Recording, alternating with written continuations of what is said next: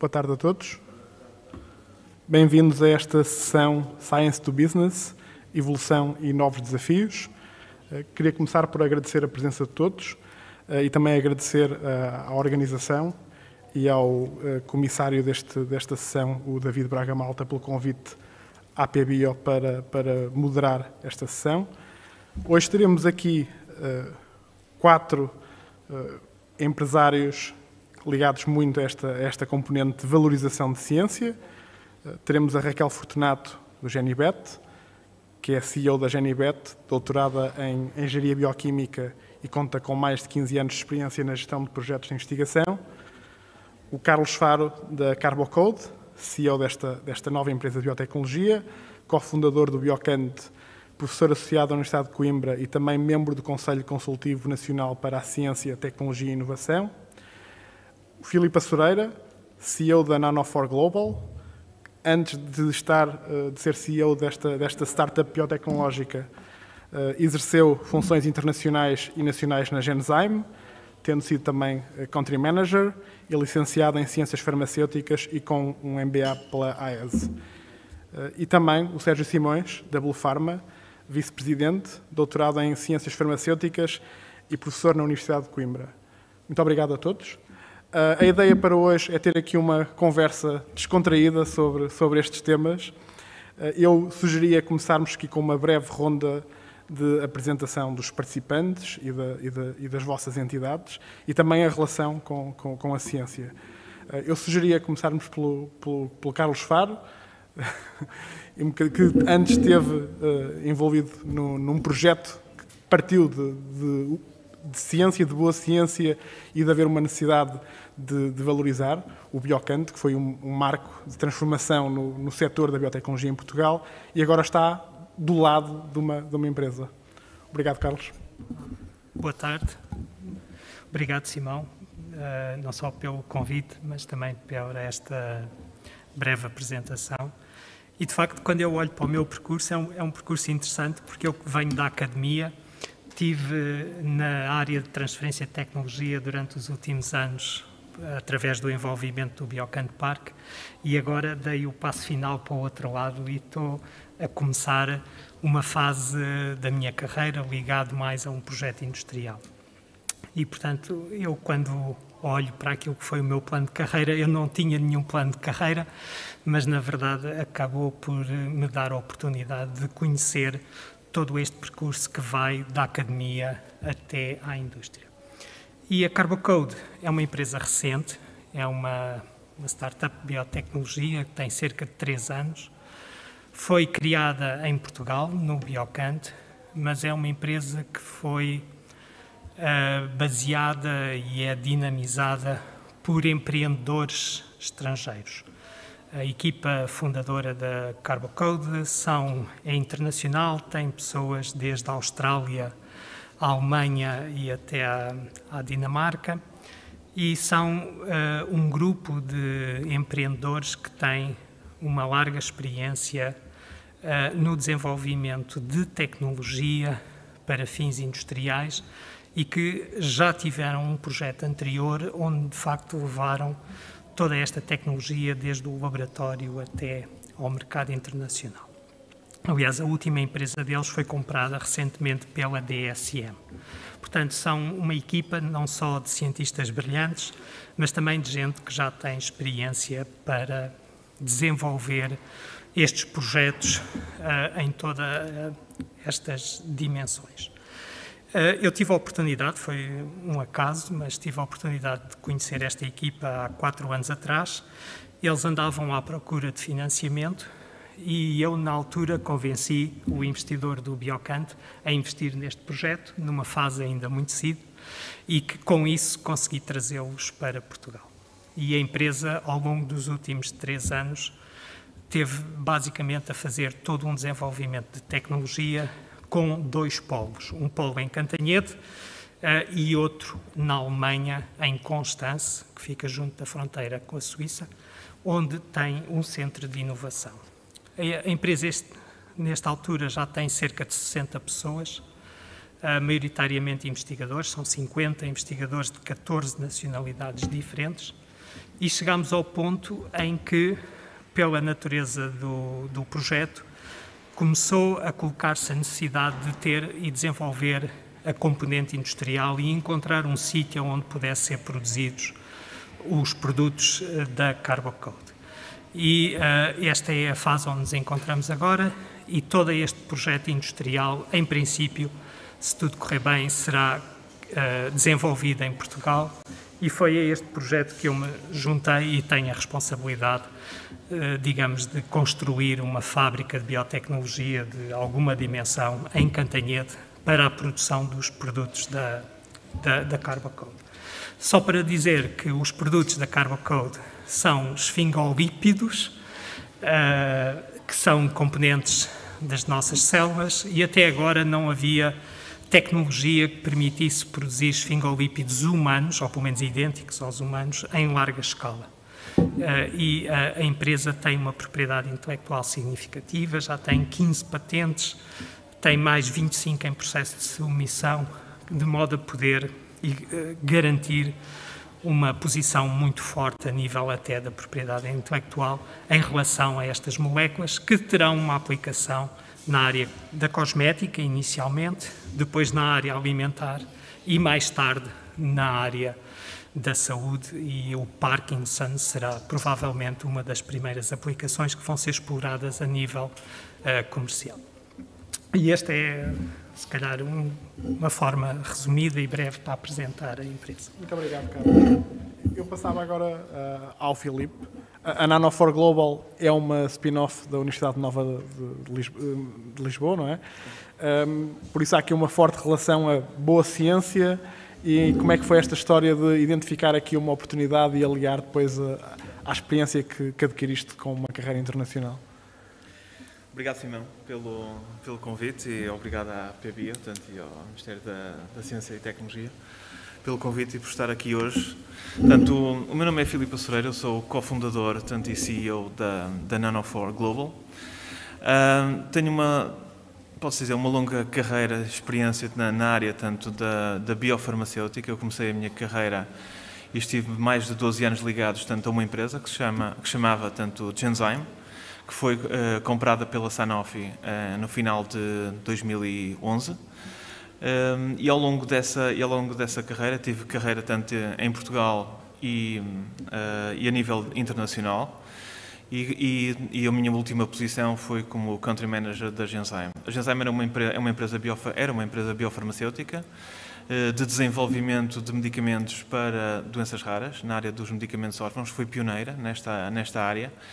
E uma grande experiência que eu adquiri foi o empreendedorismo, tanto na versão corporate, visto que quase todas as funções que eu tive dentro da empresa foi criar negócio e unidades tanto de negócio, quer em Portugal, quer no estrangeiro, quer a nível tanto internacional em posições tanto europeias, e olhando tanto para o desenvolvimento de carreira que o Carlos fez, tanto o meu foi precisamente ao contrário. Portanto, eu comecei pela área tanto comercial. Fiz o desenvolvimento todo, tanto na área tanto de desenvolvimento de negócio, tanto e na área tanto do marketing, quer a nível internacional, quer a nível tanto de Portugal. E em 2015, tanto com a compra da Sanofi, tanto que a Sanofi fez, tanto perante a Genzyme, tanto eu tive, tanto a nível de carreira, tanto uma decisão tanto a fazer. Ou saía de Portugal, tanto e teria que sair de Portugal novamente, indo tanto para uma outra posição da Sanofi, tanto a nível internacional, ou então ficava em Portugal tanto e ia fazer tanto desenvolvimento de uma empresa. Eu já tinha feito tanto desenvolvimento de uma empresa, tanto uma farmácia, tanto a qual fiz o exit em 2007, tanto e achei tanto que poderia ser tanto uma segunda oportunidade, tanto e fazer tanto o desenvolvimento de uma empresa, tanto de A a Z, tanto desde o desenvolvimento de uma tecnologia, a translação, até termos a tecnologia do mercado. Tanto é assim que surge a Nano 4. Eu, na altura, tanto o investigador principal e que desenvolveu toda a tecnologia chama-se Pedro Viana Batista, tanto é professor catedrático da Faculdade de Ciências e Tecnologia da Universidade Nova de Lisboa, tanto e a Alexandra Fernandes, que é a outra cofundadora, nós somos 3 na Nano4, que tem muita experiência na área do diagnóstico clínico e em desenvolvimento, também esteve envolvida no desenvolvimento e na criação de uma outra empresa, que se chama Art Genetics. No ano 2015, tanto no segundo semestre do ano 2015, achamos que, a tecnologia que o Pedro tinha desenvolvido durante mais de 10 anos, tanto no seu laboratório, que estava suficientemente robusta e pronta para fazer a translação para o mercado. Então os 3 juntamos e achamos que era uma boa ideia, tanto iniciarmos e fazermos o kick-off desta translação. Criamos a empresa no dia 14 de dezembro de 2015, portanto a empresa já tem 5 anos e meio neste momento, e fizemos o caminho das pedras. E o caminho das pedras foi, fazer tanto um contrato com a Universidade Nova de Lisboa para haver a transferência da tecnologia para dentro da Nano4 Global. Depois fazer toda a parte do scale-up da tecnologia em ambiente industrial. Tivemos que montar tanto uma unidade industrial que produzisse nanotecnologia, que o fizemos. Estamos hoje sediados tanto no Instituto Galénico, que é uma indústria farmacêutica, onde temos tanto o nosso espaço certificado com as normas 13485 e com a norma 9001. Portanto, produzimos e depois tivemos, além de fazer tanto o scale-up, fizemos toda a parte de validação de performance, que é a chamada validação interna, e a seguir fizemos a validação clínica da nossa primeira indicação, do nosso primeiro kit para diagnóstico, que neste momento submetemos ao Infarmed, que foi aprovado e que iremos agora desenvolver do ponto de vista comercial. Agora, só para dar aqui uma noção, nós quando fizemos toda esta translação, tínhamos a noção que não ia ser fácil. Haveria como eu disse, um caminho das pedras a fazer. E foi quase como iniciar com uma folha em branco. O que é que vamos fazer desta tecnologia, que tem publicações e tem resultados, como é que vamos fazer esta translação para o mercado? Pegamos numa folha em branco e começamos a ver todos os items que temos. E como o Simão disse, e aqui entronca, o que é que a minha experiência de 15 anos de indústria pôde trazer para este desenvolvimento. Eu acho que houve que foi fundamental, foi já ter visto e trazer para dentro, para o grupo de 3, já ter visto, é assim que se faz. E depois ter também o conhecimento e ter falado com reguladores, e saber a linguagem que estes reguladores têm. E depois a partir daí, é começar a cozinhar. O que é necessário para, fazer o scale-up, isso é puramente industrial, e científico, e depois o que é necessário, a nível do regulador, para fazer efetivamente este scale-up, o que é necessário a nível do regulador para fazer esta validação. Eu lembro-me que uma vez, isso agora uma à parte, logo no início, nós marcamos uma reunião com o Infarmed, precisamente para saber o que é que havíamos de pôr na folha em branco. E lembro, na altura, cheguei ao Infarmed, eu e mais as outras pessoas que foram comigo, e dissemos, nós vamos vamos lançar esta tecnologia no mercado, queremos fazer isto, e eles, sim senhora. Então o que vocês têm que fazer, e deram-nos uma lista extensa de tudo o que tínhamos que fazer. E nós dissemos, mas esperem, nós não somos ainda uma multinacional, uma grande empresa. Nós somos uma startup e estamos a começar. Somos 3, e temos uns consultores. E virou-se a senhora, a professora Margarida Menezes Ferreira, virou-se para mim e disse, Filipe, nós já nos conhecemos há uns anos. Para o Infarmed não existem startups e não existem grandes empresas. Existem empresas. Ou vocês estão no mercado e cumprem, a regulamentação, ou então fora do mercado. A nós, não nos interessa serem pequenos ou grandes. O que são empresas. E isso foi, o principal, ensinamento que nós tivemos daquela reunião. E a partir daí, continuamos a fazer by the book, sabendo, que, independentemente de sendo grande ou pequeno, teríamos que cumprir. Obrigado. Muito obrigado, Filipe. Raquel, a Genibet tem no nome a ligação à ciência, não é? Como é que surgiu esta necessidade e também esta oportunidade de perceberem que de um instituto se pode criar uma empresa porque existe um mercado e existe um mercado que é global e que a partir de Portugal podemos fazer coisas muito interessantes. Então, boa tarde a todos. Não sei se isto está a funcionar. Penso que sim. Okay. Obrigada pelo convite.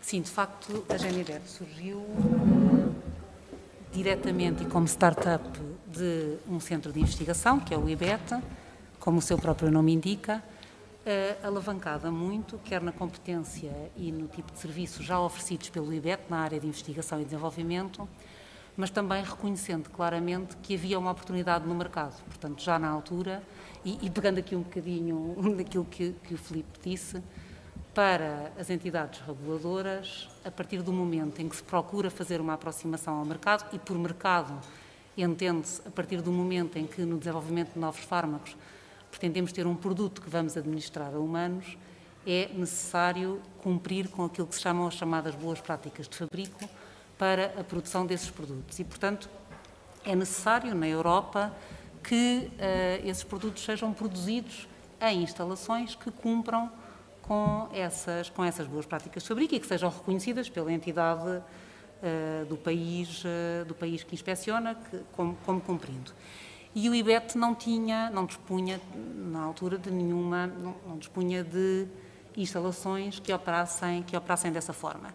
Tinha já, na altura, uma unidade de serviços analíticos que, na altura, cumpria com a GLP, neste momento cumpre também já com os GMPs, mas na parte de produção, propriamente dita, não o fazia. E na altura considerou também que, sendo a sua missão mais virada para a investigação, que isso acabava por si só por não ser algo no qual quisesse avançar sozinho e contava dentro da sua rede de associados com uma série de empresas portuguesas.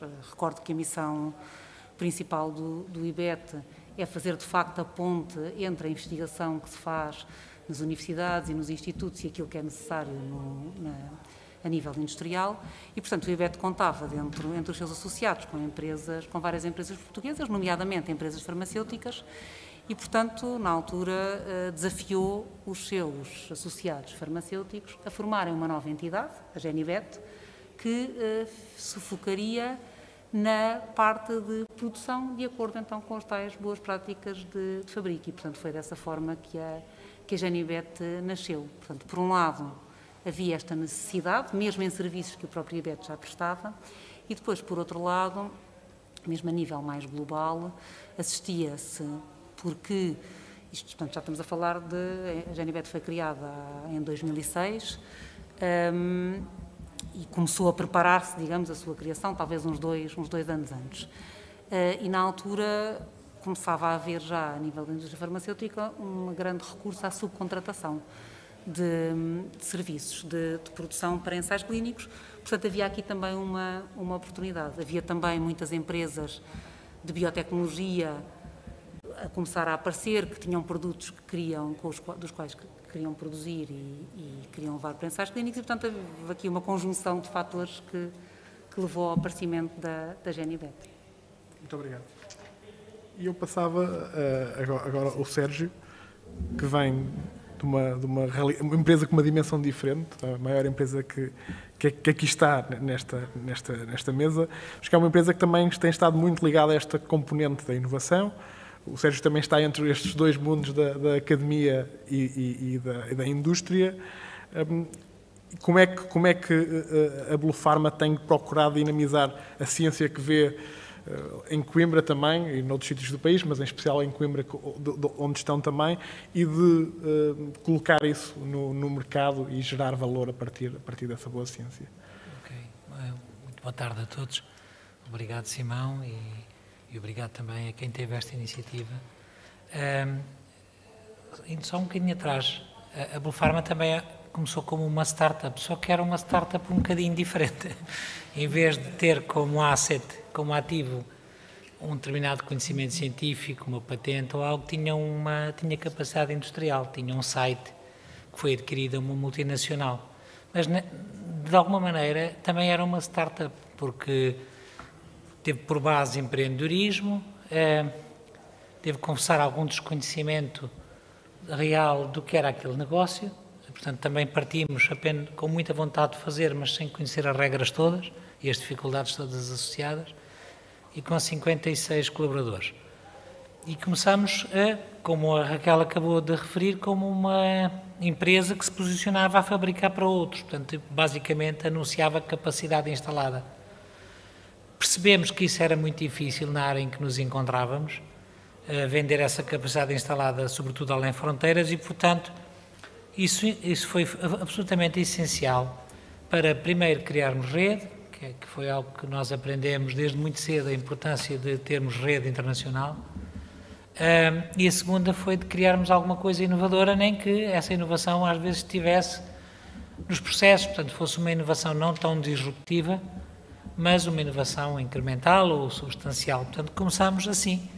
Hoje a Blue Pharma é um grupo de empresas, temos 700 colegas, portanto já é uma família um bocadinho maior, e diversificamos um pouco a nossa atividade. Portanto, continuamos a ser, no nosso DNA, a estar o fabrico de medicamentos, mas antes disso o desenvolvimento de medicamentos, portanto temos uma forte componente de desenvolvimento, analítica, desenvolvimento de formulações, temos 130 pessoas só dedicadas a este tipo de atividades, e depois, em determinada circunstância, surgiu claramente uma vontade de estarmos mais próximos desta inovação mais disruptiva, que nós agora todos falamos aqui, e também essa necessidade foi-nos de alguma forma imposta ou sugerida pelos inúmeros convites que nos faziam colegas nossos, universitários ou membros de centros de investigação extremamente talentosos,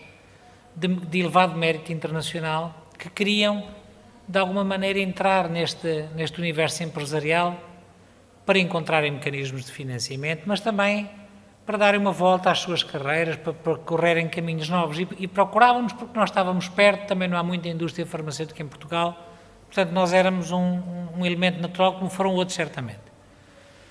Nós percebemos que podia haver ali um potencial grande, mas que era demasiado arriscado estarmos a fazer seed capital em todas aquelas ideias que nos chegavam, sozinhos. E, portanto, uma das coisas que fizemos logo à partida foi tentar ter uma porta de entrada para estas ideias, portanto, criar uma espécie de um gabinete que nos ajudasse a ir filtrando as oportunidades, e aos poucos fomos aprendendo a fazer valorização de tecnologia. Portanto, o nosso processo de crescimento tem sido muito orgânico, muito difícil, nunca foi por aquisições ou por grandes contratações de grandes estrelas, não tínhamos dinheiro. E, portanto, fomos sempre desenvolvendo nós as competências, o que demora muito tempo, como é óbvio, mas em determinada altura isso permitiu-nos, efetivamente, identificar uma meia dúzia de oportunidades, nos quais nós semeamos algum dinheiro e emprestamos algumas da nossa experiência, essa experiência era muito no regulatório affairs, na garantia de qualidade, porque um produto que um dia sequer farmacêutico tem que nascer bem.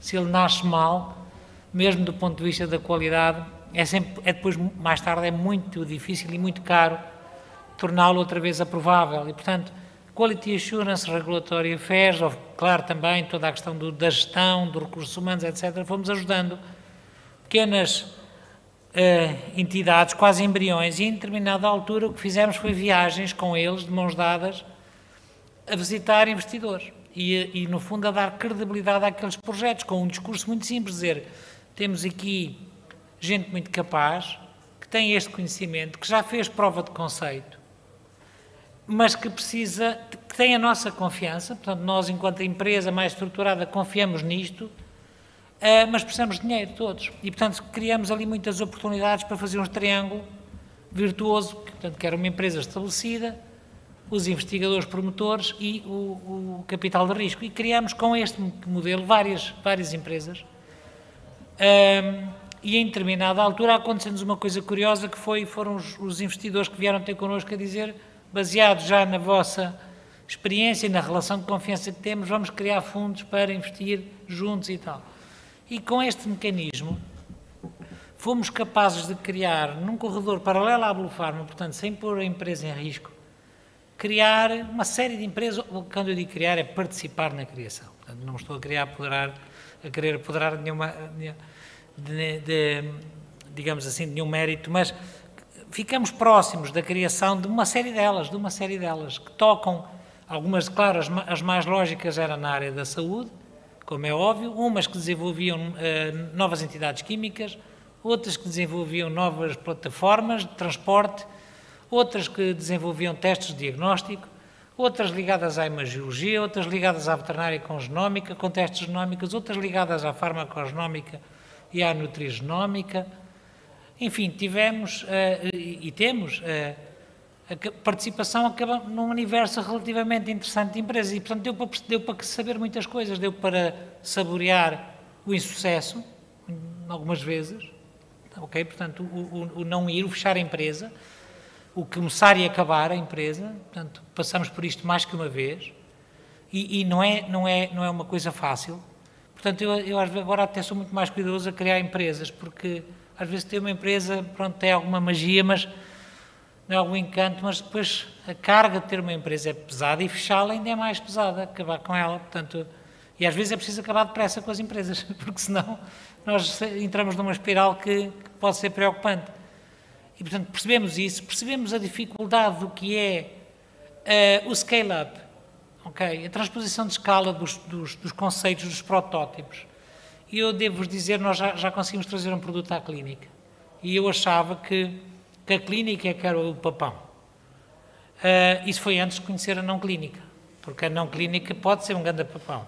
E isso ainda foi antes de conhecer os problemas que acontecem na transposição de escala, porque a transposição de escala pode ser uma chatice do pior. E nós tivemos que fazer várias vezes transposição de escala, fabrico, quer da entidade química, quer da formulação final, numa escala GMP. E nada é como acontece na bancada do laboratório, nada é. E às vezes, porque não estamos preparados para isso, não percebemos sequer este risco, gastamos muito dinheiro e, sobretudo, gastamos outra coisa mais preciosa que o dinheiro, que é o tempo. E as patentes gastam-se, não é? O tempo de exclusividade vai-se nisto. Portanto, há efetivamente muito mais obstáculos do que eu imaginava alguma vez. Conhecemos alguns desses obstáculos, certamente não os conheço todos, de longe, nunca conseguimos levar um produto verdadeiramente inovador, estou a falar de uma coisa disruptiva até ao mercado, portanto ainda estamos embrulhados na parte clínica das coisas, nos que estão mais avançados, mas pronto, já deu para, enquanto Bluepharma, estou a ver uma empresa que nasceu com 56 colaboradores, já deu para percebermos isto, também já deu para perceber, desculpa se me estou a alargar, também a terminar, a outra grande dificuldade que é passar para a segunda ronda de investimento. Portanto, a primeira ronda é relativamente acessível, eu diria, se há uma boa história para se contar. A segunda ronda é bastante mais complexo e, portanto, é isso também corremos alguns corredores difíceis, fizemos muitos quilómetros à procura de investidores, quer seja para licenciamento, quer seja por simplesmente para financiar. E também aí percebemos o quão difícil é não estar, às vezes, nos clubes certos, não estar nas regiões certas, ou não ter os produtos no ponto certo. E hoje a Bluepharma é esta cadeia, continuamos a expandir-nos, felizmente, muito na parte industrial. A questão da pandemia trouxe outra vez ao de cima a importância de ter ativos industriais, portanto, sítios onde se possam fazer as coisas, em territórios que transmitam algum grau de confiança, e a Europa parece que, pelo menos há agora uma vontade, vamos ver se ela não é demasiado passageira, mas há uma vontade de voltarmos a reindustrializar a Europa, e nós estamos muito neste campeonato, a apostar fortemente também nisto, e por agora... Muito obrigado. Eu pegava na deixa das regiões certas para falar com o Carlos, e como é que... Referias há pouco que Carbocode tem investigação em ecossistemas muito mais desenvolvidos, na Alemanha, na Austrália, e como é que se consegue convencer um projeto desses com investidores a bordo de que a região certa neste caso é a região centro, e que faz sentido fazer isso em Portugal? E também imagino que o facto de existir o Biocanto foi uma arma essencial para isso acontecer. Sim, eu acho que o maior argumento que nós tivemos e que foi determinante são as características deste país. Os promotores eram aficionados da comida portuguesa, adoravam a comida portuguesa, adoravam o clima de Portugal, adoravam estar a trabalhar em Portugal e gostavam imenso dos portugueses. E foi isso que os atraiu, em primeiro lugar. Depois era uma questão, de facto, de ter capacidade financeira para atrair o projeto e, felizmente, isto se calhar não é uma mais-valia de Portugal, mas Portugal até tem condições para atrair este tipo de projetos numa fase inicial, como o Sérgio dizia. Eu acho que hoje em Portugal arranjar o seed money para a maior parte e para o começo destes projetos nas nossas áreas já não é assim tão difícil, porque já existem vários instrumentos, nós também já estamos no radar de algumas das empresas de capital de risco, existe um ecossistema local e, portanto, arranjar financiamento para um arranque de um projeto, eu diria que isso já não é problema em Portugal. O que é problema depois é escalá-lo, é levá-lo para as fases mais avançadas de desenvolvimento, onde as necessidades não só de competências, mas também de financiamento já são outras. Mas eu lembro-me que, se calhar, se nós tivéssemos a olhar um bocadinho para aquilo que nós éramos há 10 anos atrás, temos que reconhecer que todos estes processos requerem tempo. Nós precisamos de tempo para passar por estas experiências e vamos acumulando conhecimento que depois nos leva para uma posição completamente diferente. E, se calhar, há 10 anos a grande dificuldade que nós tínhamos era arranjar financiamento seed para começar projetos. Era muito difícil. Hoje isso já não é. E, entretanto, também aconteceu que Portugal e, sobretudo, os portugueses que nós temos espalhados por este mundo fora, foram adquirindo conhecimentos nestas áreas e hoje as competências já não é um grande problema, porque nós temos sempre alguém que está disposto, até quanto mais não seja que esteja lá fora, a regressar a Portugal e a abraçar estes projetos.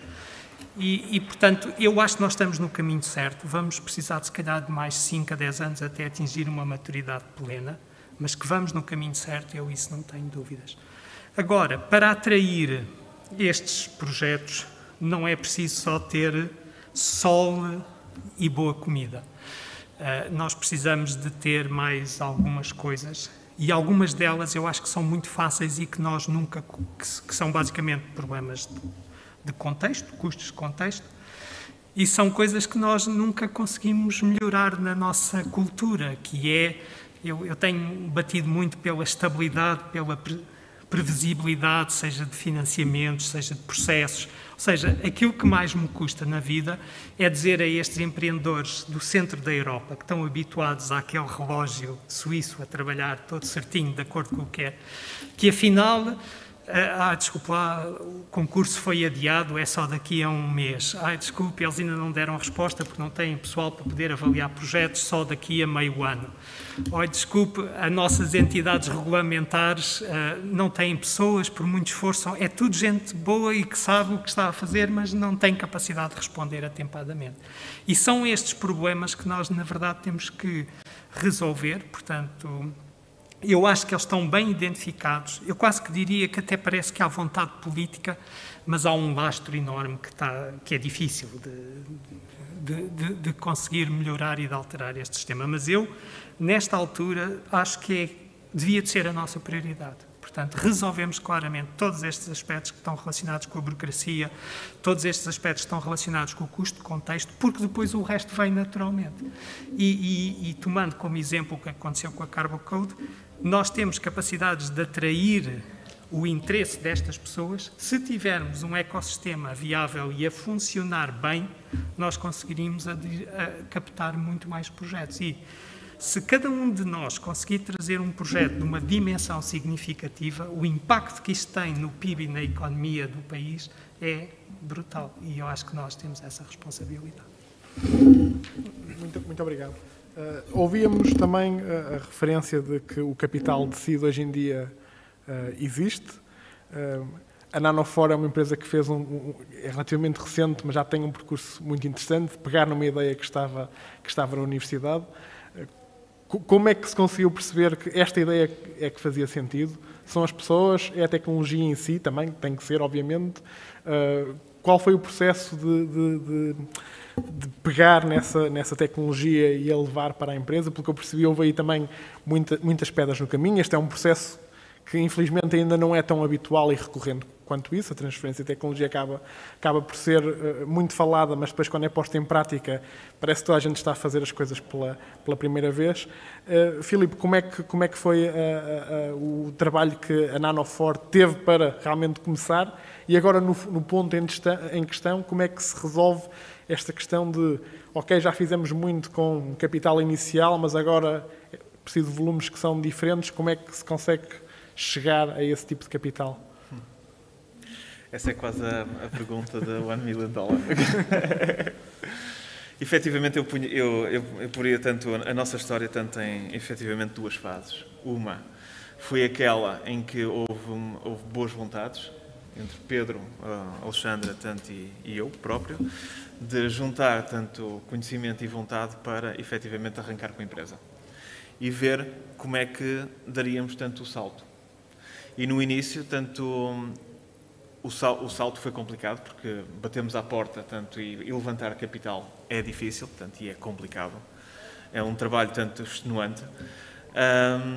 E verificamos tanto que ao longo deste caminho, e nós fizemos um caminho no fundo, de levantamento de capital, um bocado à margem do que muitas dessas empresas fazem. Porque não temos nenhum fundo de capital de risco. O que fizemos foi, tanto via Horizonte 2020, através tanto do SMI2. Porquê? Porque verificamos que, uma tecnologia tanto de diagnóstico que é nossa, tanto a Nanofor Global tem uma tecnologia de diagnóstico baseada em nanopartículas de ouro, em que funcionalizamos e temos as nanosondas de ouro que permitem tanto um diagnóstico colorimétrico rápido, tanto como se fosse quase um teste de gravidez, tanto em que a solução muda de cor, passa de vermelho para azul, sendo negativo tanto ou positivo. Mediante tanto esta alteração de cor, detecta-se tanto ou um patógeno, tanto ou uma mutação tanto de cancro. Portanto, é isto que nós fazemos. E ao longo deste desenvolvimento, fizemos o desenvolvimento da detecção de tuberculose, portanto, em que neste momento temos o produto aprovado pelo Infarmed, está aprovado para a Europa com marca CE, em que é um diagnóstico rápido, molecular, colorimétrico, da tuberculose, do MTBC, e estamos tanto a fazer, tanto vamos iniciar a validação do nosso segundo teste, ou do nosso segundo kit, para leucemia mieloide crónica, e vamos começar tanto com os hospitais, tanto CUF, a partir tanto agora de julho. Para dizer tanto que o caminho tanto não foi fácil, e verificamos que o diagnóstico, provavelmente, tanto para fazer o levantamento de capital e para fazer o desenvolvimento de uma tecnologia, é a área das life science mais difícil. É considerado, tanto, o underdog de todas as áreas, não é drug development, que existe muito mais capital disponível, embora o investimento seja muito maior, mas aí tanto o payback será tanto triplo ou quádruplo tanto do que foi tanto investido. Não é tanto os medical devices, também que o investimento é maior, mas o payback continua a ser tanto bastante grande, mas o diagnóstico ao longo do tempo tem sido considerado tanto o underdog. Portanto, e é difícil levantar dinheiro, e é difícil levantar capital. Foi por isso que, quando começamos a olhar como é que vamos desenvolver a empresa, tanto em 2016 e 2017, quando o que tínhamos tanto era uma coleção de nãos, portanto, uma honrosa coleção de nãos, o que fizemos foi, não, vamos olhar disto de uma forma diferente. Vamos ver o que é que há tanto no Horizonte 2020. Candidatamos tanto ao SMI2, ao SMI1, desculpem, e ganhamos tanto o SMI1, e candidatamos tanto ao SMI2, e trouxemos lá tanto, desculpem a minha expressão, tanto o cheque. E o que tem permitido... Como? O quê? Já puderam ir ao banco. Fomos. Temos ido. E aí, trouxemos tanto o cheque, e fomos efetivamente ao banco, e conseguimos atrair tanto alguns investidores, tanto privados, angels, que gostaram tanto da ideia, e que investiram tanto na Nano 4. E conseguimos daí fazer tanto o match do capital que era necessário para irmos ao banco buscar tanto efetivamente o cheque tanto do Horizonte 2020. E com o desenvolvimento da empresa, e com um investimento muito criterioso, portanto, conseguimos levar e fazer todo este desenvolvimento até esta fase final. Portanto, mas esta fase foi muito complicada, porque foi mesmo um investimento muito criterioso e quase a contar todo o investimento que fizemos. Agora estamos numa fase diferente. Porque temos um primeiro produto aprovado, portanto, estamos a ir para o mercado, e o que o Carlos referiu, nem é quando os investidores, já vou falar da parte do investimento, mas quando a parte comercial, que está por esse mundo fora, e nós neste momento estamos a fazer tuberculose, não é um problema nos países da Europa, de oeste, mas sim é um problema a leste. E quando estamos neste momento a falar com distribuidores para comercializar o nosso produto, estamos a falar de igual para igual, não existe liability of origin. Não nos perguntam, mas vocês têm tradição em desenvolver diagnóstico? Não, temos um produto aprovado pela agência reguladora, e quando está aprovado com um produto com marca CE, está aprovado em Portugal, como está aprovado na Roménia, ou na Grécia. É exatamente igual, somos pares. E isto é bom.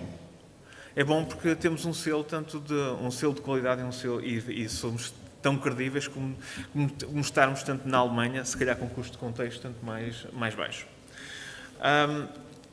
Isto acho que é um ponto e acho que é um ponto importante. Agora, quando vamos para o levantamento de capital, e de acordo com o capital que nós estamos agora neste momento a passar o Vale da Morte, o segundo Vale da Morte. O primeiro, era o projeto que poderia não avançar, e aí, era um nado morto. Era uma coisa engraçada, mas tinha ficado.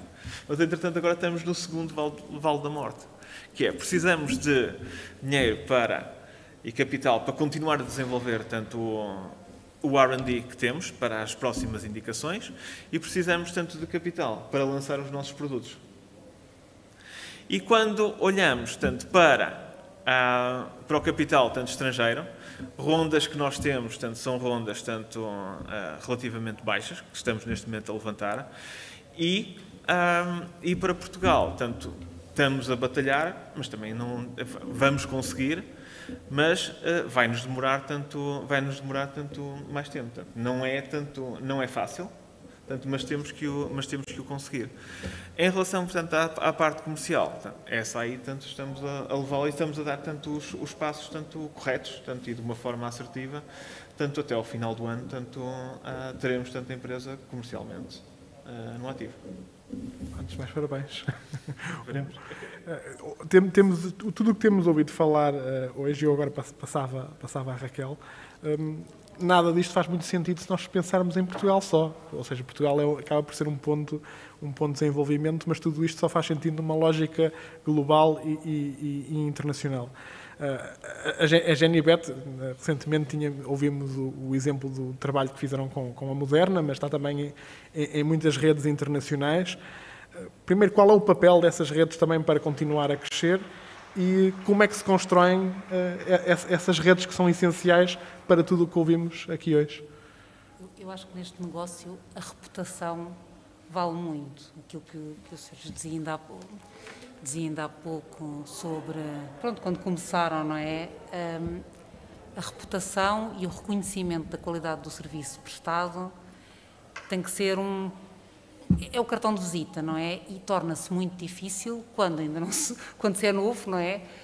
Ter esse cartão de visita. E nesse sentido, a Genibet teve a felicidade de contar já com uma reputação excelente a nível internacional do seu sócio fundador, não é? E, portanto, e de uma rede de contactos muitíssimo extensa, da qual pôde beneficiar e que tornou de alguma maneira mais fácil este caminho. Depois, aliado a isso, nós tivemos também a felicidade de o primeiro projeto que fizemos e que serviu para pedir a certificação ao Infarmed, não é? Porque antes disso, quer dizer, podíamos dizer que fazíamos, mas na realidade não éramos reconhecidos como fazendo. Foi um projeto com o Novartis Vaccines for Global Health, que estava a começar a soar, portanto, que é uma fundação sem fins lucrativos da Novartis. Entretanto, foi quando houve a aquisição da parte de vacinas pela Glaxo, que passou para a Glaxo, e neste momento é a GVGH, mas que estava também nessa altura a iniciar a sua atividade e que precisava de um parceiro para fazer a produção. Estava a fazer o desenvolvimento de uma vacina contra a febre tifoide e precisava de um parceiro para fazer essa produção em GMP. E, portanto, isso abriu-nos... Bom, primeiro, obrigou-nos, mesmo do ponto de vista de qualidade e o Sérgio também falava ainda há pouco da questão da qualidade e do sistema da qualidade, obrigou-nos desde o início a competir com sistemas da qualidade com uma craveira tão apertada como um sistema de qualidade da Novartis e, portanto, nós não podíamos fazer os procedimentozinhos e achar que com esses procedimentozinhos tínhamos um sistema da qualidade. Nós tínhamos efetivamente que ter um sistema da qualidade que passasse numa auditoria, e tivemos várias de gente da Novartis. E isso foi extremamente benéfico para nós, porque obrigou-nos logo a olhar para cima, logo de início. Depois também, de certa forma, foi um cartão de visita, não é? Porque, ok, nós já fomos, o nosso sistema já foi auditado pela Novartis. E depois, pronto, foi de facto muito ir construindo e ir reforçando esta rede de contactos. Tivemos, e falou ainda há pouco da Moderna, também a felicidade de termos começado, portanto, como sabem, Boston é uma área que tem, quer dizer, é um hub para empresas de biotecnologia, não é? São tipo cogumelos. Eu lembro-me da primeira vez que lá fui, há uns 8 anos, ou 10, de ficar, quer dizer, de pensar, pronto, ok, ali o campus do IBET, ITQB, IGC, que tem, pronto, é isto, mas tipo 100 vezes, em 100 vezes isto. E portanto, tivemos aqui a sorte de começarmos, porque o professor Manuel Carrondo tinha estado como professor convidado no MIT nos anos 80, tinha muitas ligações, entretanto, de pessoas que saíram para os boards de várias destas empresas e, portanto, começámos a trabalhar com algumas empresas dessa área, uma das quais a Moderna, e que estava a começar, não é? Portanto, na altura eram meia dúzia de pessoas, não tinham instalações de fabrico, e, portanto, nós conseguimos aproveitar essas oportunidades. Acho que fizemos um bom trabalho e isso é reconhecido. E depois nisso os americanos eles são muito entusiastas, não é? E, portanto, ficam sempre altamente entusiasmados com a nossa prestação e com o tipo de trabalho que vamos dando, que temos. Há muito passa-palavra, há muita movimentação de pessoas entre empresas e, portanto, isso faz com que, se eu olhar agora para a nossa rede de clientes nos Estados Unidos, quer dizer, há muitos clientes com os quais começámos a trabalhar, porque a pessoa A, que agora está na empresa B, antes trabalhou connosco na empresa C. E isto acontece muito e, portanto, isso permitiu-nos, de facto, criar aqui uma rede da qual beneficiamos.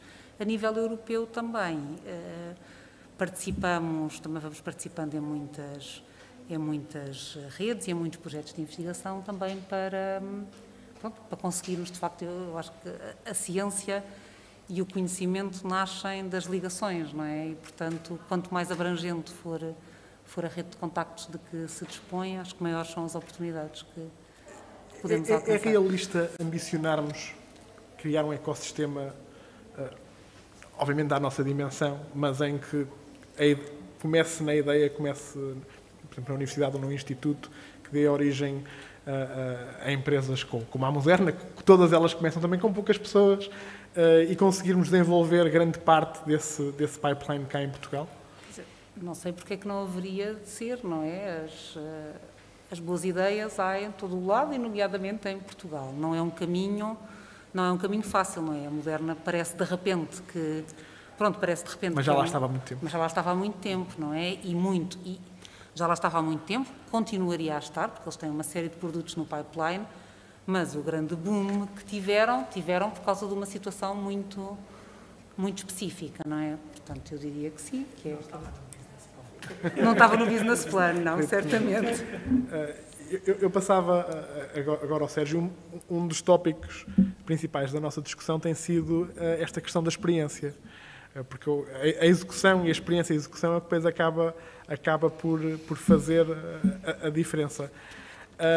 A Bluepharma, que começou na parte, digamos, de produção para outros, tem muito no seu gênese esta ambição de queremos ir mais além, ter produtos próprios, inovação, e tem também funcionado como um gatekeeper na parte boa da palavra, de ajudar também novos empreendedores e depois selecionar os que são melhores e dar-lhes os recursos que são muitas vezes necessários, que não são propriamente dinheiro, mas acesso a pessoas e acesso a conhecimento.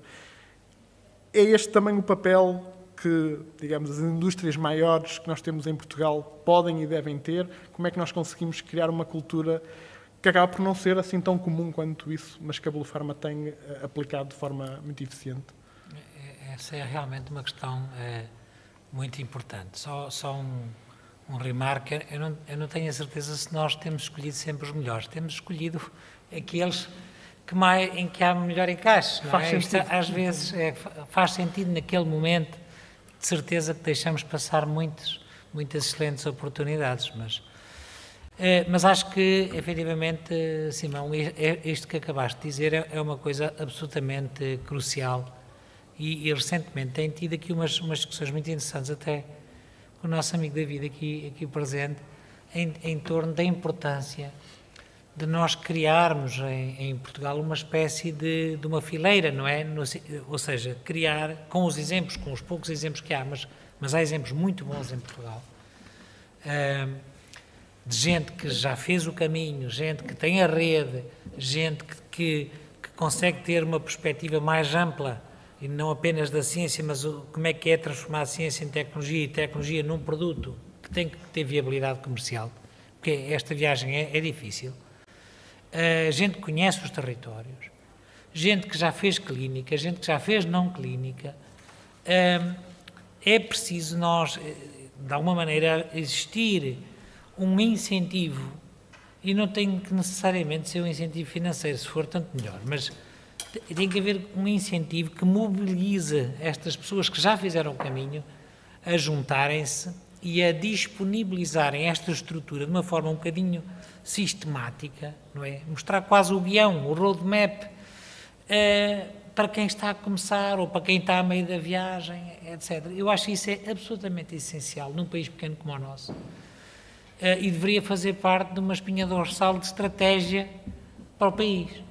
É um país que produz excelente ciência, porque se investiu muito bem em ciência, ok? Capacitou-se muito bem o território para produzir excelente ciência.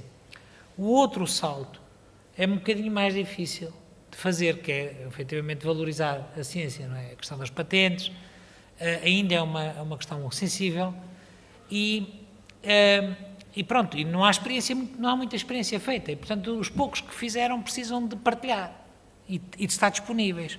Há outra coisa, no entanto, que me parece aqui crítica, mais ou menos foi saindo das conversas que fomos aqui debitando, e que agora a Raquel enfatizou muito bem, que é a questão dos centros de conhecimento serem o ponto de partida, e o MIT, deu o exemplo do MIT e da Moderna e tal.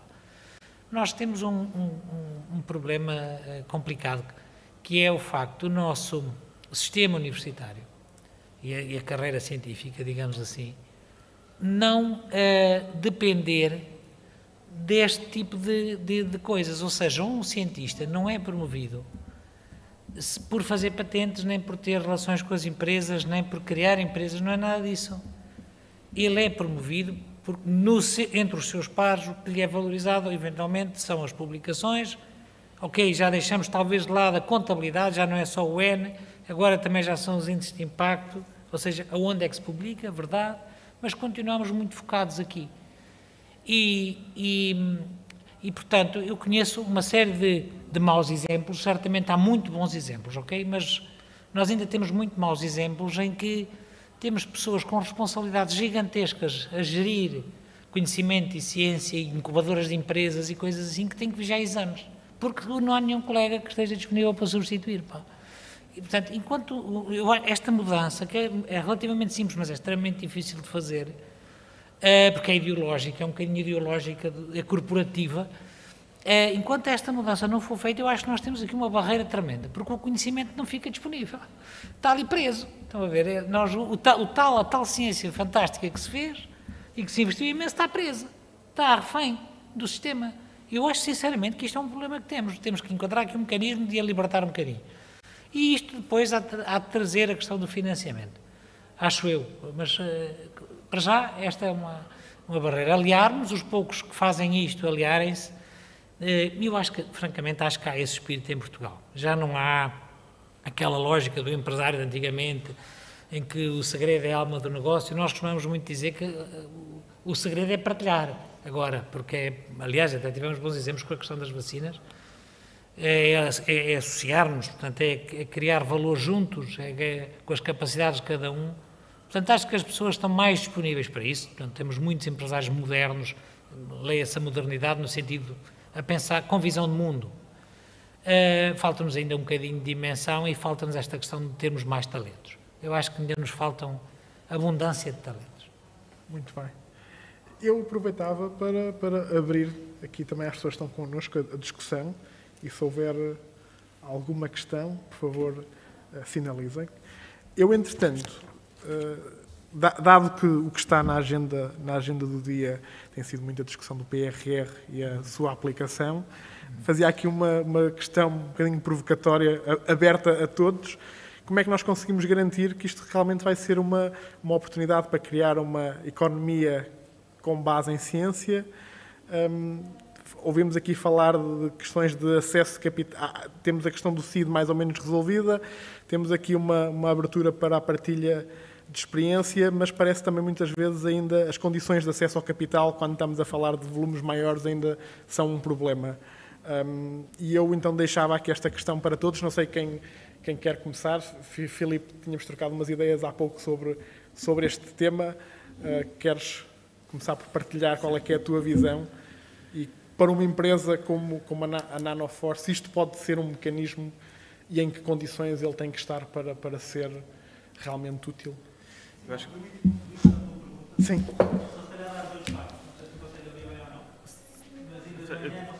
Espera, David, microfone. Ainda de manhã voltámos a ter um choque de realidade. Tivemos a Sanguita a mostrar o que fez. E, por exemplo, ainda ao ponto do Sérgio tirou um ano de sabática para ser a primeira CEO de uma das empresas que o laboratório dela criou, sendo full faculty do MIT, não é?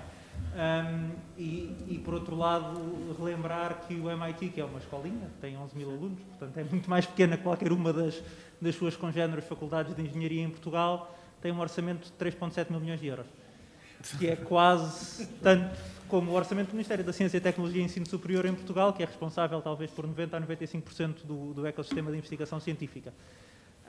Portanto, faça isto, como é que nós conseguimos, a pergunta do Simão, garantir que o PRR, que é talvez o único volume de capital que nos permite almejar, aproximar-nos, não diria igualar, mas aproximar-nos desta realidade que vemos do outro lado do Atlântico, e que permitiu, por exemplo, à Moderna, na altura em que contratou a Genibet, já ter 500 milhões de euros de capital investido, e à altura da pandemia, que seria uma empresa que em Portugal era um zombie, porque não tinha nenhum produto com nenhum resultado clínico interessante, ter levantado 7 mil milhões de euros até esse momento. Como é que nós conseguimos aproveitar o PRR e o PT 2030 e o PT 2020 ao mesmo tempo para tentarmos dar um passinho no sentido certo? Eu acho que foram abordados alguns temas que são importantes, nomeadamente a criação dos hubs, portanto, e a criação tanto de conhecimento. E se as diversas indústrias se associarem e criarem tanto as tais, como o Sérgio disse, fileiras, este pode ser tanto um dos caminhos, nomeadamente. Mas eu quando digo tanto, não é fileira tanto das life science, porque isso não nos leva tanto a lado nenhum, porque é um termo extremamente lato. Mas eu acho que temos de ser mais específicos, nomeadamente a fileira, por exemplo, do drug development ou a fileira tanto do diagnóstico, em que faz sentido, visto que há capacidades e há competências tanto em Portugal e há indústria que pode querer tanto fazer a reconversão para estar tanto numa fileira como esta. Nomeadamente, estou-me a lembrar, no caso, tanto nós temos uma carência em Portugal, tanto que é, por exemplo, os plásticos, que importamos todos, e temos grandes empresas tanto de plásticos. Será que há alguma empresa destas que quer fazer tanto a reconversão para plásticos aplicados ao diagnóstico que possa ser exportado, tanto que é um grande negócio tanto a nível global, E aí estamos tanto a criar tanto conhecimento. Depois, o ponto 1, tanto acho que é mesmo tanto a criação de fileiras, mas que estas fileiras sejam tanto específicas. E aí tanto agregar as diversas empresas e todo o conhecimento que existe tanto em Portugal. Isto é, não ser tanto... termos as diversas empresas, tanto, quer as startups, quer empresas tanto de diagnóstico que estejam em Portugal, ou mesmo tanto os grupos de análises clínicas que estejam, tanto que podem aportar tanto bastante valor e conhecimento.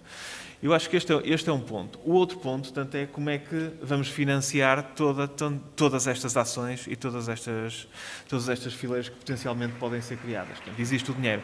Depois é como é que se distribui tanto este dinheiro. E aqui eu acho que vai ser o grande ponto. Será tanto que todo este dinheiro, tanto, e parece que sim, vai ser distribuído à semelhança do que foi tanto o P2020, isto é, uma comparticipação tanto do investimento tanto elegível, para quem tanto tem que atravessar tanto o Rubicão e tem que atravessar tanto um segundo vale da morte, tanto, se calhar fica mesmo tanto na parte tanto anterior do vale e não consegue fazer a travessia deste vale. Tanto, poderá eventualmente haver outras formas tanto de fazer isto. E eu acho que isto merecia tanto uma discussão. Eu e o Simão estávamos tanto antes desta sessão estávamos a preparar tanto esta questão. E, por exemplo, uma das ideias que poderia funcionar, acho que já não vai a tempo, que seria tanto, no fundo, o Estado cumprir com os prazos de pagamento dos seus fornecedores.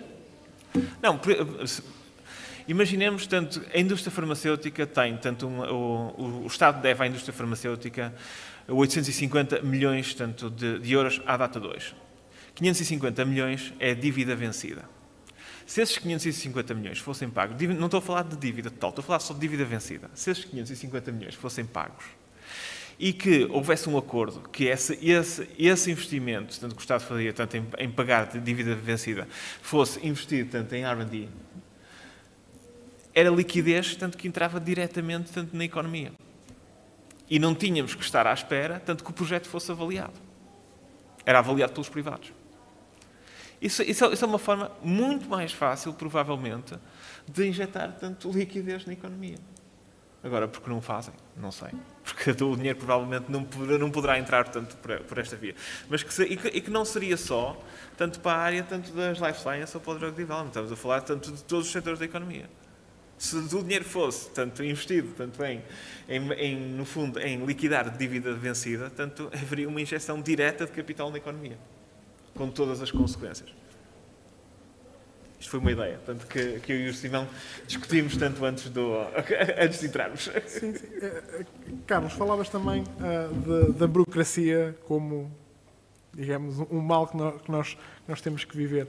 Poderá este mal limitar o acesso a esta oportunidade, esta conjugação única de fundos, e quais seriam as condições ideais para realmente garantirmos que este dinheiro é aplicado de maneira a criar uma economia duradoura e que tem por base ciência e conhecimento e não condições que são mais de curto prazo ou um concurso por custos mais baixos apenas.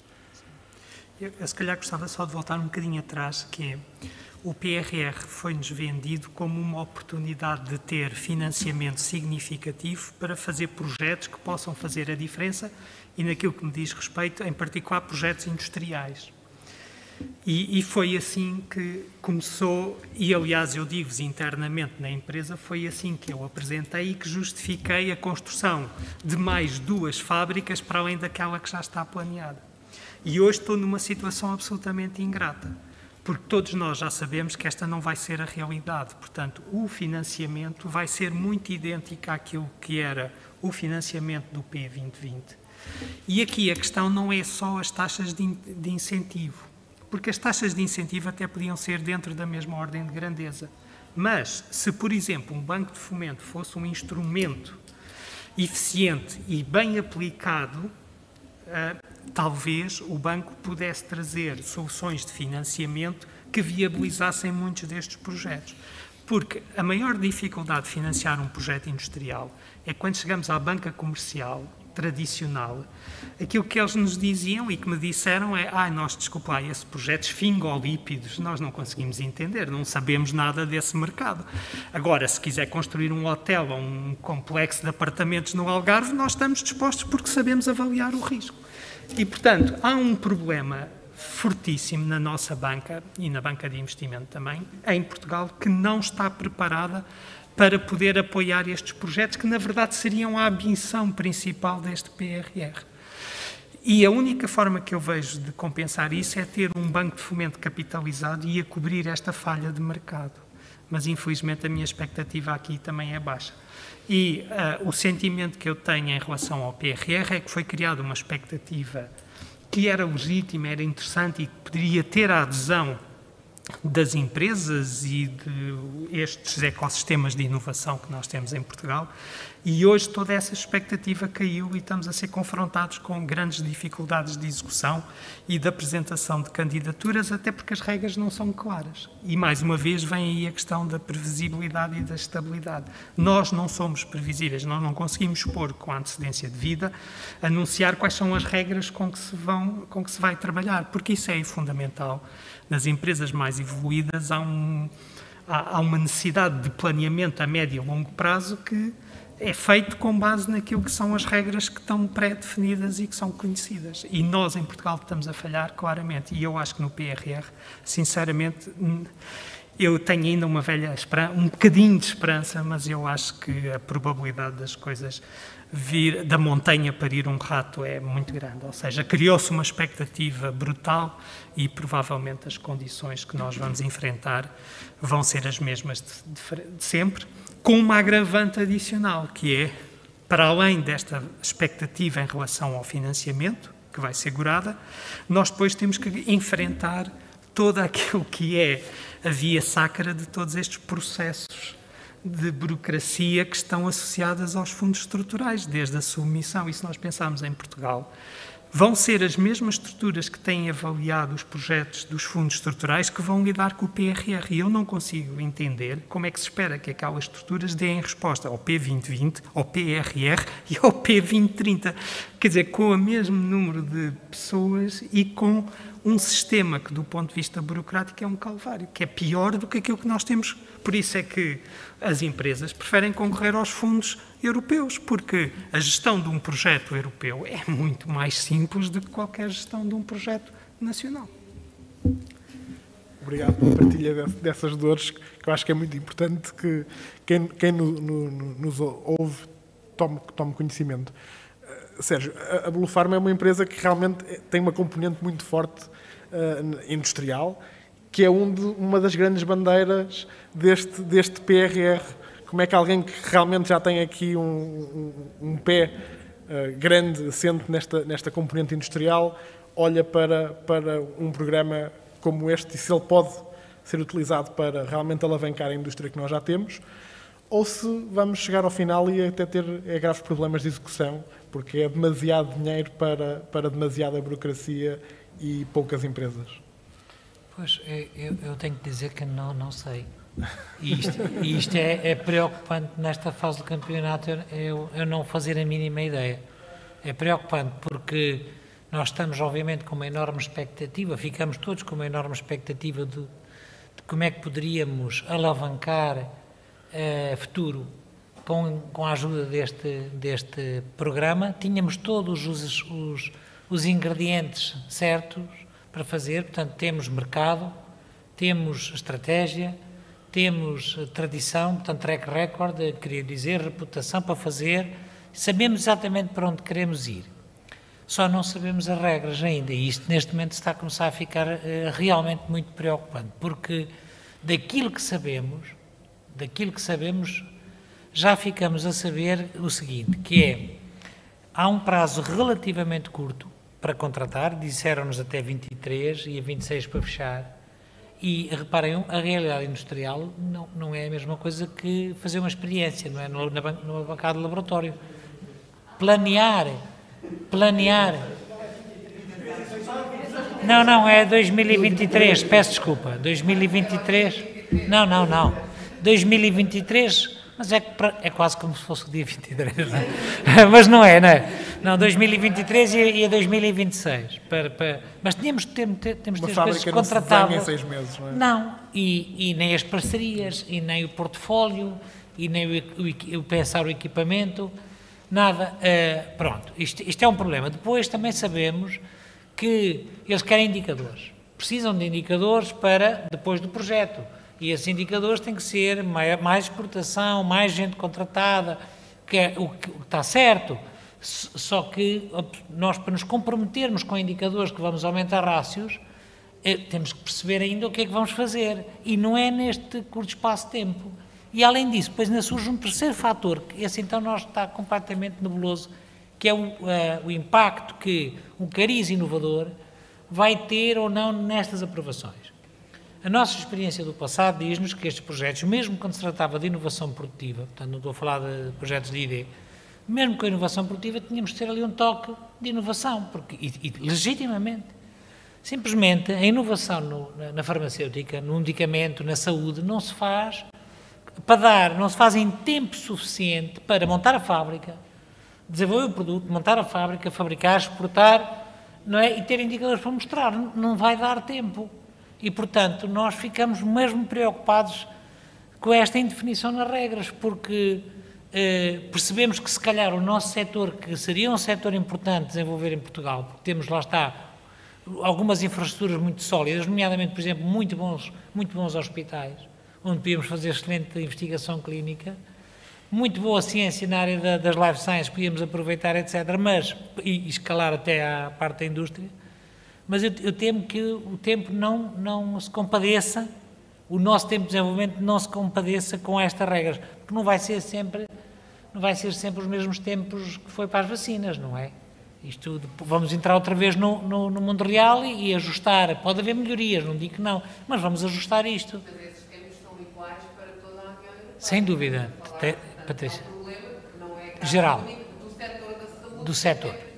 Verdade. Verdade. Não, verdade. Absolutamente verdade. Verdade. Absolutamente verdade.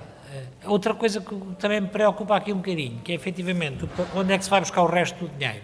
Portanto, há uma ajuda, onde é que se pode ir buscar o resto? Acho que sim.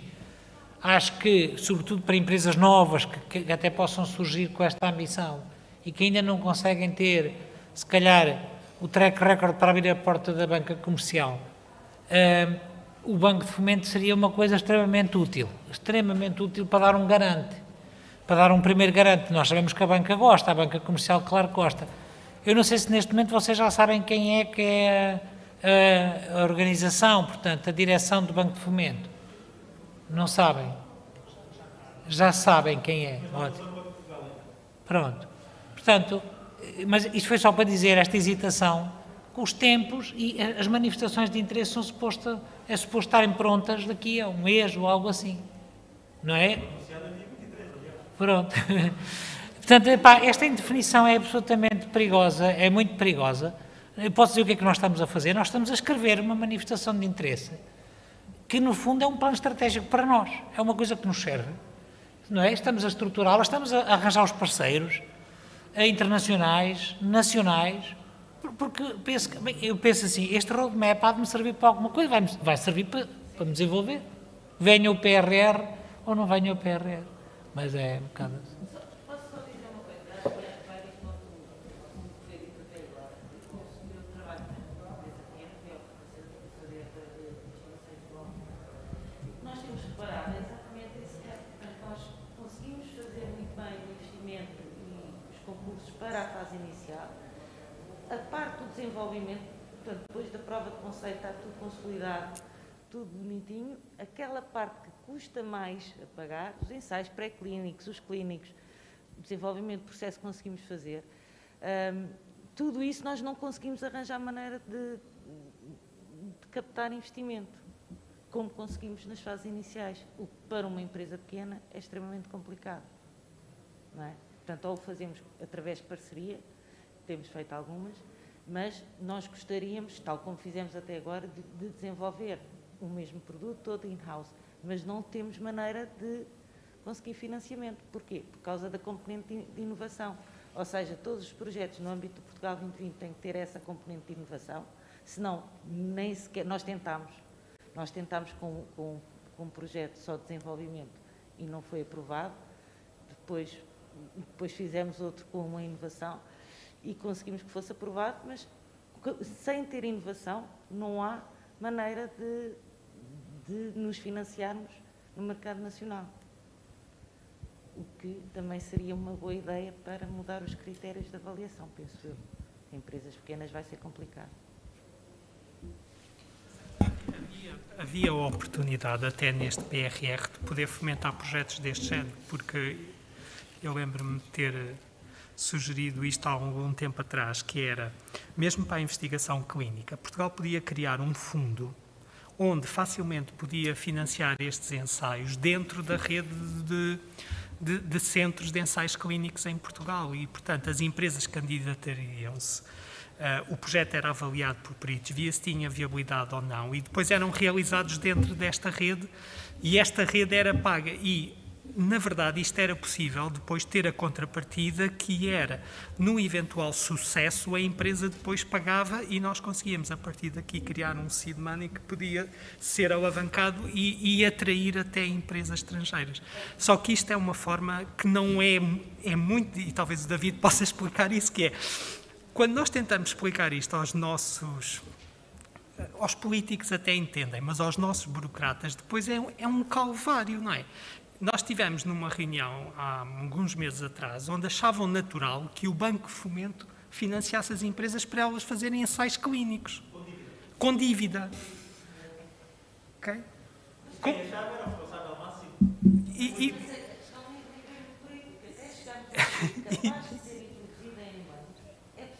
Sim, mas todo este percurso podia ser financiado e era mais fácil o dinheiro do PRR poder ser estruturado para financiar projetos nestas diferentes fases de desenvolvimento, que depois, no fim, este dinheiro ia reproduzir-se facilmente, porque todos os projetos que tivessem sucesso tinham que dar retorno.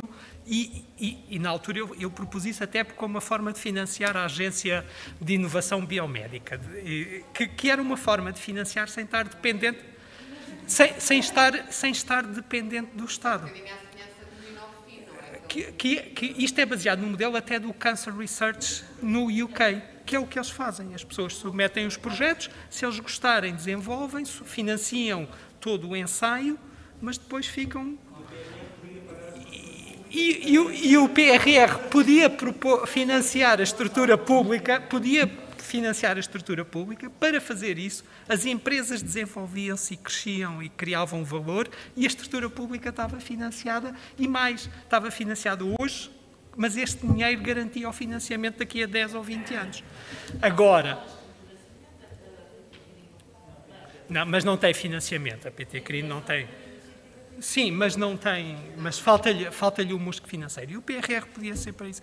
E eu hoje estou convencido que o PRR era um instrumento fantástico, mas era para fazer regressar talento a Portugal.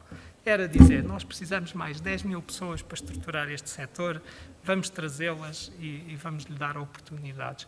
Porque, se calhar, isso, um choque de talento, tem um impacto económico e social muito maior do que aquilo que nós vamos ter, que se calhar, com os projetos que se estão a desenhar neste momento, que estão todos castrados pelas regras que nos estão a impor. E nós nunca vamos, na verdade, desenvolver os projetos de maior valor, porque as empresas são ciosas do seu valor e não vão estar para se sujeitar a todo este mecanismo a todos estes processos, à burocracia, não faz sentido. E aos tempos de execução que estão associados normalmente a estes projetos que não são compatíveis com as regras do mercado. Obrigado. Raquel, há bocado falávamos que não havia nenhuma razão para não ambicionarmos termos um ecossistema completo à nossa dimensão cá. O PRR poderia servir para isso. Do ponto de vista da empresa, isto é algo que pode ser potencialmente tão complicado que mais vale continuarmos a concentrar na componente internacional ou realmente... É um instrumento que não podemos ignorar. coisas diferentes, não é? Porque a empresa, a GNBet, Sim. tem o seu campo de atuação à data de hoje, não é? E presta serviços à data de hoje às empresas que deles necessitam e não há neste momento, quer dizer, pronto, e a maior parte das empresas que necessitam do tipo de serviços que a GNBet oferece são empresas internacionais e é por isso que o nosso mercado é um mercado internacional. Aquilo que perguntava relativamente ao PRR, quer dizer, julgo que sim, não é? Seria essa a grande mais-valia de um instrumento desses, não é? Era poder criar, contribuir para, de alguma maneira, criar a massa crítica e o músculo que nos permitisse daqui, porque aí eu concordo ali com a Patrícia, não é? Nós estamos a falar, e com aquilo que já dissemos, estamos a falar de tempos que são longos, não é? Não é de repente não é em 2 anos que alguém tem aqui uma ideia e tem um produto pronto para entrar em ensaios clínicos, nem sequer digo pronto para entrar no mercado. Portanto, estruturas de financiamento não são à base da cabeça, não é? Ou seja, todos os incentivos que nós temos em Portugal servem para contratar mais pessoas. E não é para realidade, contratamos a GNBet se for preciso para produzir, não é?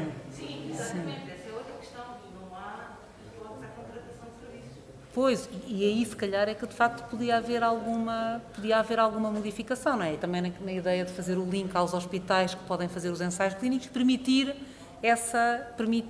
aos projetos inovadores, às ideias inovadoras que têm os produtos e que precisam dos serviços, dar-lhes financiamento para contratar esses serviços, porque ninguém vai, quer dizer, alguém tem um produto novo, precisa de produzir em GMP, não vai montar, Nem faz ninguém sentido. vai montar nada. São duas coisas de one size fits all sector. Pois, E o setor da saúde tem, sempre teve e há de continuar a ter tempos e necessidades financeiras diferentes. E não há um casamento entre quem decide os dinheiros e as regras e quem. Mas isso é cá, não é lá. É cá, infelizmente, e contra mim fala agora, não é? Portanto, estejam lá à vontade, é o que é. Não é? Porque todas as agendas estão desenhadas da mesma forma. E o componente 1, que é a saúde do PRR, não está casado com estas coisas. Portanto, esta discussão teria que ser feita, como acredito que se faça noutros sítios, com diversas pessoas à mesma mesa a trabalhar no setor. Nós temos um histórico muito triste, falando do Horizonte 2020. Pronto, não correu bem, mas nós temos muitos casos de... E vocês também ficaram com o selo de excelência, não é? Portanto, não têm o dinheiro europeu, mas aquilo dá-lhes a marca imediatamente para poderem ser financiados com fundos estruturais. E era de chorar, porque depois as regras portanto, aquilo tem que encaixar no projeto mobilizador e depois não cumpre as regras, porque não interessa, agora não queria alongar aqui, mas depois não paga as atividades de certificação, portanto como corta já não está igual ao que foi submetido e depois já não dá o tempo. A área da saúde tem padecido também, para além de tudo o resto, desta coisa de um tamanho e uma realidade dá para continuar. Não, mas já agora trazendo esse exemplo que eu acho que é caricato, que é em relação tanto aos selos de excelência, nós não temos um, nós temos 2 selos de excelência. Mas, e depois fomos fazer tantas contas, se compensava candidatarmos tanto a um P2020 que dava acesso direto. Não compensa, porque nós estamos em Lisboa. A elegibilidade é 40% a 45%. Então tínhamos que, para fazer o P2020, tínhamos que ter 60% do investimento elegível. Portanto, não compensa. Compensava termos ganho tanto o EIC, tanto o segundo ou terceiro EIC. Pegar no selo de excelência, e depois ir para a burocracia do P2020, não compensa. É que não compensa o trabalho. Não compensa o trabalho. Por incrível que pareça. Isto é triste. E há bocadinho disseste que isso é uma coisa que eu me revejo muito e julgo que é um pouco. Nós demoramos muito, mas pedem sempre decisões muito rápidas. Não têm essa sensação aqui. Agora temos que... É tudo para ontem. A sensação que eu tenho a nível da... não é criticar ninguém particular, é um bocadinho para todos. Portanto, nós demoramos, mas da experiência que eu tenho, tudo o que me é pedido é brutalmente rápido. Não há tempo para a estrutura, para a estratégia, para capacitar aquilo bem. E depois, afinal, era para aquele dia, mas só a seguir 6 meses depois e um ano, e depois podíamos ter feito com... Portanto, há mesmo uma questão aqui que eu não sei como é que isto se vence, mas temos que ir rasgando estas coisas. Não? Bom. Muito obrigado. Temor das lamentações. Muito obrigado a todos. Estamos agora a terminar. Eu perguntava se havia alguma última questão que fosse premente. Se não, agradecia a todos. Acho que hoje claramente falamos de coisas muito positivas, da evolução que o setor fez e também de um capital de experiência que existe, de redes internacionais que hoje temos, que há 10, 20 anos atrás não existiam desta maneira, e que também claramente identificamos aqui os desafios que estamos a enfrentar. Eu tenho o atrevimento de falar um bocadinho aqui em nome de todos e dizer que claramente nós, do lado das empresas, também estamos disponíveis para partilhar as nossas opiniões e partilhar o que é que nós achamos que poderia ser feito de maneira diferente. E por isso, com certeza, as empresas devem ser um papel neste processo de definição e também de discussão de como é que estes mecanismos devem funcionar. Obrigado a todos e até à próxima.